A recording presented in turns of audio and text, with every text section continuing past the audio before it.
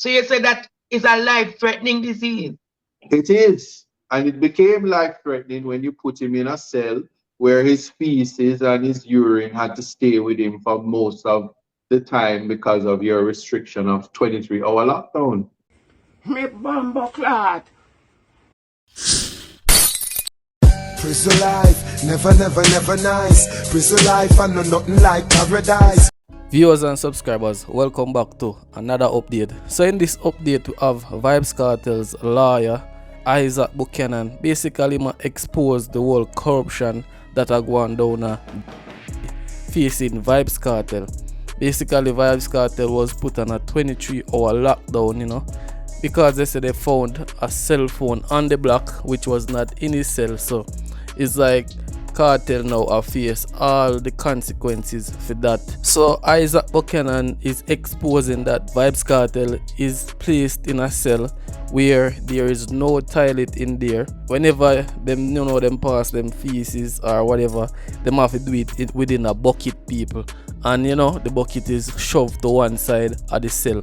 So if you can picture a cell in your mind, how small a cell is, so them have to urinate in the bucket, them have to defecate in the bucket, them have to, so there's no shower in there, no toilet, no nothing, people. So the whole cell is like smell bad, the whole center circulate in it and everything. So basically Isaac I said that is what is contributing to the deterioration of Kartel's health. Viewers and subscribers, lack of ventilation, so the scent can't get to come out through properly. So all of that now a clog up and cause a thyroid condition. So Vybz Kartel's lawyer Isaac Buchanan is exposing the corruption within the housing of inmates, people. So basically must say him want justice for Vybz Kartel. Him want a better living condition for the artists, and not just only Vybz Kartel but all prisoners that are housed in that particular situation.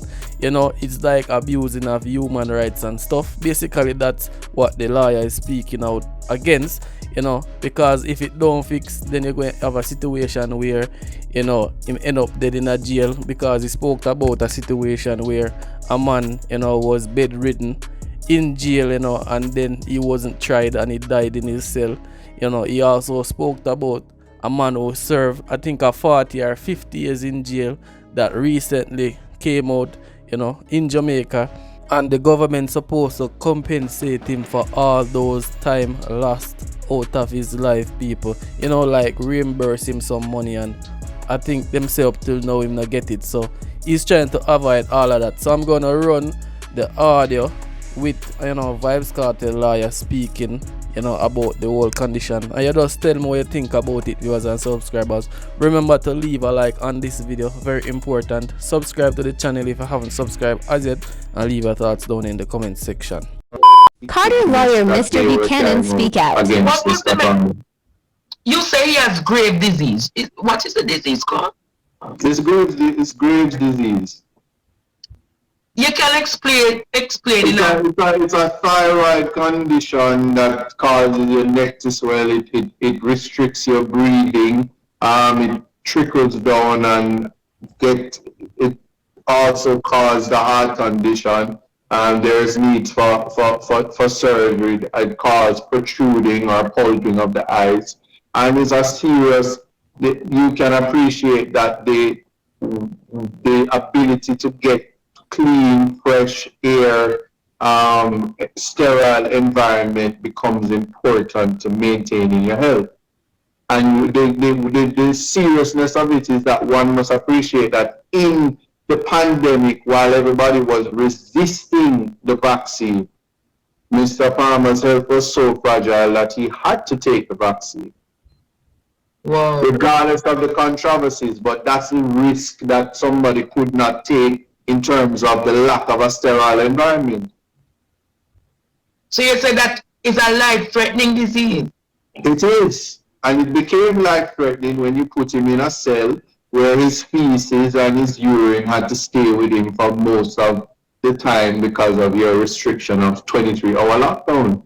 And what people forget. No, you see your discomfort is the reality of all inmates that's housed at the general penitentiary. No, what you just said, I want you to repeat that. You're saying for the 23 hour you're in lockdown, the feces and the urine actually in there with you? Of course. There's a bucket. There are no toilets. There's no drain. And that's the thing that when we talk about human rights, the judges don't send you to prison to live like dog shit. Let me not be crass on your show. But they don't send you for that. And so the inhumane conditions remain.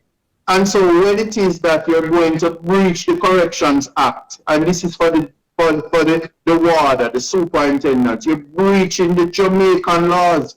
This is not something that the Minister of National Security did or DCS General. It's some employee breaking the law, breaching the Corrections Act and the Constitution because you have ego or you feel like you want to exert power that you don't have. The Act itself says that you are to respect what medical staff has said. And even before I did that interview, the medical team would have indicated that he was to be removed, and he was not removed. And then you have caused me to file documents before the Jamaican court. Mr. Rattigan. Huh? Oh. Mr. Rattigan. So you're telling me that you're in indefinite lockdown, and it's only a bucket you have to put your feces and your urine in, and you're with that serious autoimmune illness, and you need to breathe properly. And you're telling me, Mr. Rattigan, that people living like these things in like, is that a human characteristics to be living with shit and feces and urine? It cannot be that bad. Well, it can be that bad because if we don't even have hospital bed to house our citizens, if we don't have medication to give to our citizens. Jamaica has forgotten Noel Chambers already. Shame on Jamaica. Who is Noel Chambers again? Noel Chambers is the man that was lost in the system, stayed in prison at the Governor General's pleasure, and he died. And his body was emaciated, he was done down to skin and bones. He died at GP. A shame on this country. And he was under the eyes of DCS when he died. Yeah, and many other people, because they don't name Vybz Kartel, who died. So where is Jamaicans for justice in times like these? Where? Yeah, where's Jamaicans for Justice? Aren't they the human rights group that must speak about these breaches to human rights? They do it every day, and then people come on the same media houses and tell Michael Jackson to shut up her mouth. And you're defending criminals. Like how they abuse me on the comments and say me making up story. And even your guest last week, your daddy don't touch me there talking about agenda, like you think everybody idle and being disrespectful because they don't understand the seriousness, because they're not educated and learned, and they don't know that it's not everything is mixed up. Some things are serious.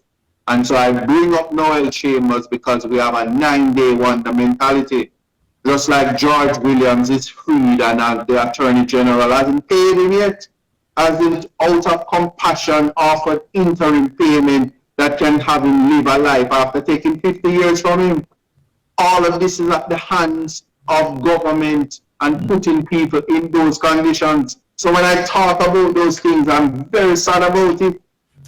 You're very passionate about this. And this part of it I'm sad about, because you would not, the people right now cannot believe. And I'm telling you, when this is all done, they're gonna have to install a bathroom and a shower for a Mr. Palmer. And the rest of those people better have lawyers that can be able to do it and can probably run to Fox 5 to ensure that they get some justice for their clients. So you're saying then that if international press is not carrying on matters of injustices and human rights breaches in Jamaica, there's no response from the powers that be?